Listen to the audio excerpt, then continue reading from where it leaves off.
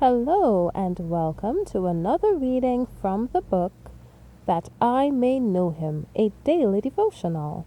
Today's reading is entitled Come Where the Light Shines, May 28th. Not forsaking the assembling of ourselves together, as the manner of some is, but exhorting one another, and so much the more as ye see the day approaching. Hebrews 10:25. It is no small matter for a family in an unbelieving community to stand as representatives for Jesus, keeping God's law. We are required to be living epistles known and read of all men. This position involves fearful responsibilities.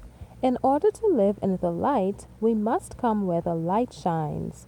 It is not well for the people of God to lose the privilege of associating with those of like faith with themselves, for the truth loses its importance in their minds. They are not strengthened by the words of the living preacher. The faith of most Christians will waver if they constantly neglect to meet together for conference and prayer.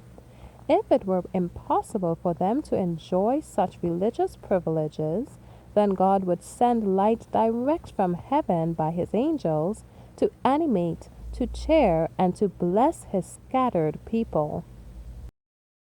But he does not propose to work a miracle to sustain the faith of his children. They are required to love the truth enough to make some effort to secure the privileges and blessings vouchsafed them of God.